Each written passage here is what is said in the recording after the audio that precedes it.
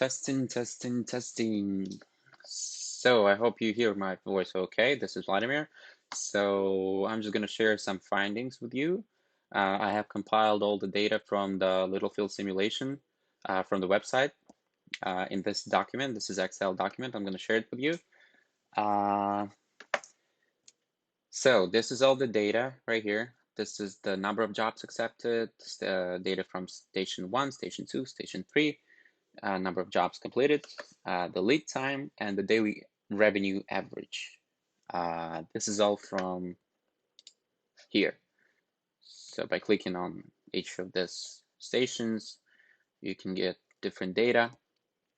And I mean, you remember that. So this is my analysis here. As you can see right here, we can see a lot of fluctuation on the demand level throughout the 30 days time that has been given. So even though the average demand right now is about three tests per day, at some days we can see the spike of 7 or 5 or 5 orders a day. And right now our process capacity is 6 kits per day. This is the bottleneck right here. The station 3 is again our bottleneck. And I have highlighted the times when we see the 100% utilization rate at station 3. And as you can see, when the demand goes spikes up really high, there are 4 consecutive days when station 3 works at 100% utilization.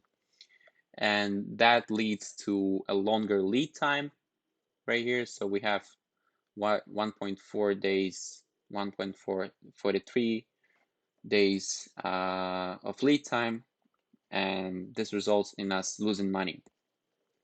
So in order to avoid that, I believe that we need to keep our average utilization rate at each station at about 50%, not higher. So if we go, because you can see at some point we still have 100% utilization rate, even though the average is about 50% utilization. By the way, the average utilization rate that I have been using here is not the average of the data that has been provided by the Littlefield simulation. I have found it by using the formula provided by the textbook in chapter 16. You can click on all the cells here to see the formulas, to see if I'm missing something, if you think that I'm missing something. For instance, this formula is pretty complicated. This is the time in queue formula. So this is the average time a test kit spends waiting to be processed by the station. And then it also gets processed by the station. So this is additional time. So I personally think that this average flow is rigged, so to speak. We don't have health tests or 0.8 tests arriving at any particular day. So I think that it makes sense to use 3, the equal number, and it gives us better data here to analyze.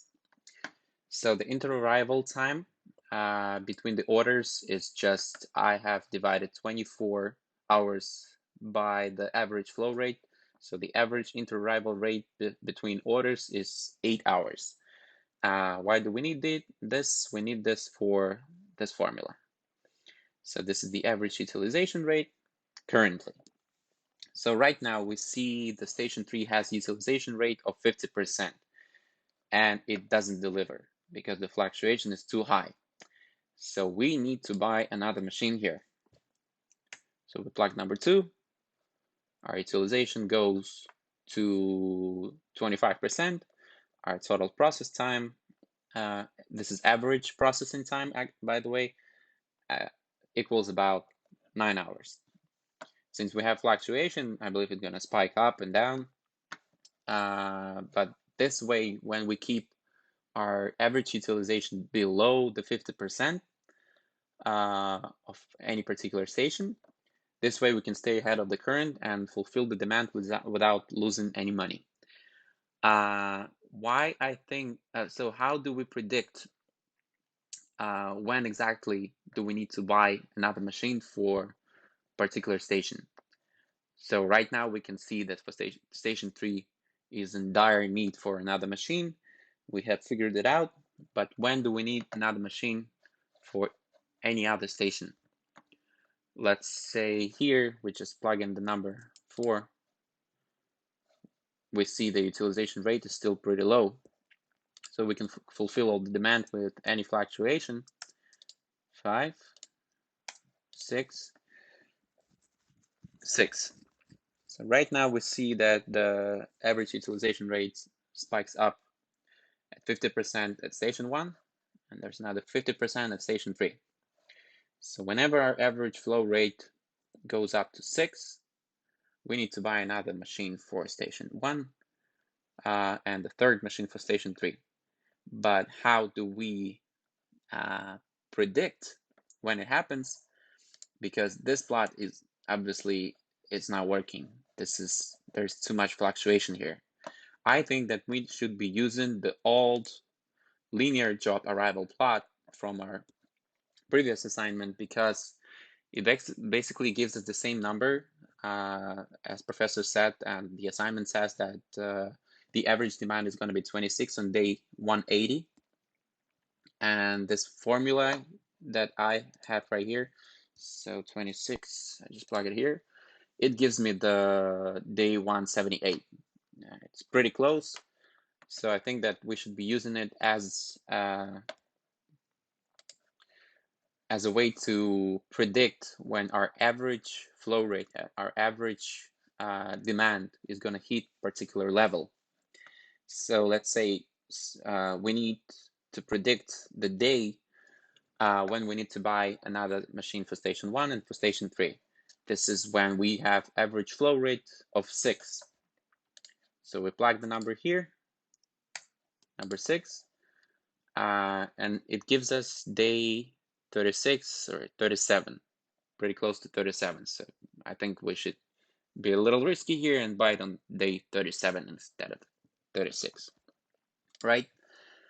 So we go here, we plug another machine here, another machine here. Our total processing time, this is average process time, goes down to 9 hours. We keep working, 7, 8, 8, right? Station 3 hits capacity, not capacity, but 50% utilization rate. So we need to buy another machine for station 2. By the way, for station 2, I know that there is a double flow rate for the station 2, that basically the capacity of the station 2 machine is 32 kits per day, not 16. But also the average processing time for one test kit is 45 minutes. It's not 1.5 hours. So when we use these two numbers properly, then we get a proper answer. So if I put 45 here and then 32 here, I'll get the same answer. So just in order not to confuse myself, I have been and not to confuse you, I have been going with what have been provided by the assignment description.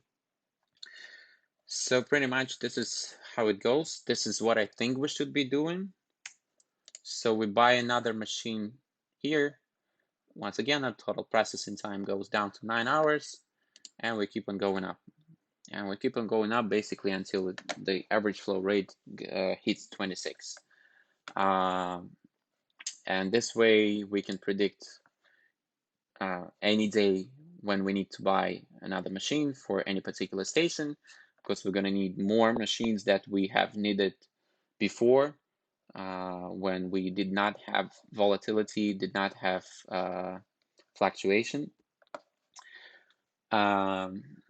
So pretty much this is it. I do not think that we should be following the high risk, high return strategy. We should not accept the contract where we need to fulfill the order for in 12 hours and where we lose money after 24 hours, because this way we're gonna need way too many machines. This is gonna be lots of uh, wasting of money, and I don't know, all of us need to be up 48 hours just buying all those machines, predicting the time. I don't think it's worth it. I just don't think. I mean, if you decide to disagree with me, just let me know. This is what I think. Let me know what do you think, guys. Thank you.